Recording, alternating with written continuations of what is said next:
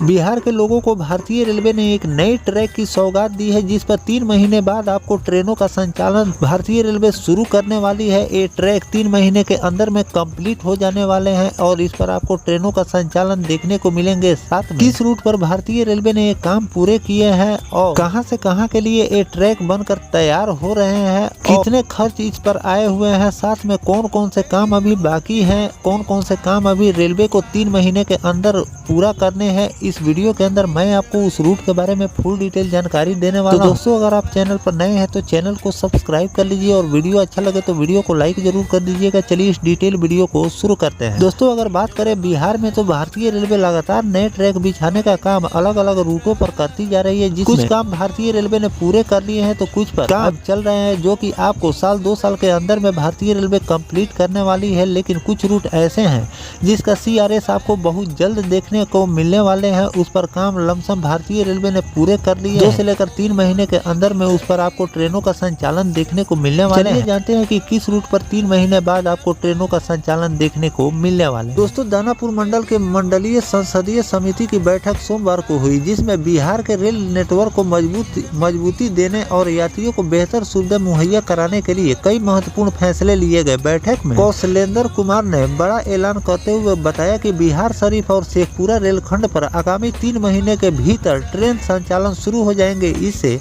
इलाके के हजारों लोगों को आवागमन में बड़ी राहत मिली। बैठक में रेलवे इंफ्रास्ट्रक्चर को सख्त करने पर जोर दिया गया। पावापुरी और हरनौत रेलवे स्टेशन पर अतिथि कक्ष यानी कि गेस्ट हाउस बनाने का भी निर्णय लिया गया है, जिससे तीर्थयात्री और पर्यटक को उच्च स्तरीय सुविधा उपलब्ध कराई जा सके। इसके साथ ही रोहुई हाल्ट को भी विकसित किया जाएगा। सांसद कौशलेंद्र कुमार ने कहा कि बिहार में रेलवे सुविधा का व्यापक विस्तार हमारा प्राथमिक है। उन्होंने बताया कि कंकर सराय में एक नए रेलवे क्रॉसिंग और हरनौत रेलवे स्टेशन पर एक आधुनिक ऊपरी पुल ओवर ब्रिज के निर्माण का भी प्रस्ताव दिया गया है, जिससे यात्रा अधिक सुरक्षित और सुगम हो जाए। रामपुर हॉल्ट पर यात्रियों की पुरानी मांग पर भी ध्यान दिया गया है। अब जल्द ही वहां टिकट काउंटर की सुविधा होगी, क्योंकि फिलहाल यहां ट्रेन तो रुकती है लेकिन टिकट व्यवस्था यहां पर नहीं है, जिससे यात्रियों को काफी परेशानी होती है। इसके अलावा हिलसा रेलवे प्लेटफॉर्म को ऊंचा करने और कई स्थानों पर अंडरपास बनाने का भी प्रस्ताव मंजूरी के लिए भेजा गया है। इस परियोजना से यात्रियों की सुरक्षा सुनिश्चित होगी और रेल यातायात की पहले से ज्यादा सुगम हो जाएगी। रेलवे अधिकारियों का मानना है कि योजना के पूरा होने से न केवल स्थानीय स्तर पर व्यापार और पर्यटन को बढ़ावा मिलेगा, बल्कि बिहार रेल कनेक्टिविटी को भी एक नया स्तर और आयाम मिलेगा। तो दोस्तों, इस तरह से मैंने आपको इस रिपोर्ट के आधार पर बता दिया, भारतीय रेलवे 3 महीने के अंदर ही इस रूट पर ट्रेनों का संचालन शुरू करने जा रही है। इसके लिए युद्ध स्तर पर काम इस रूट पर भारतीय रेलवे द्वारा किए जा रहे हैं। जो भी काम बाकी है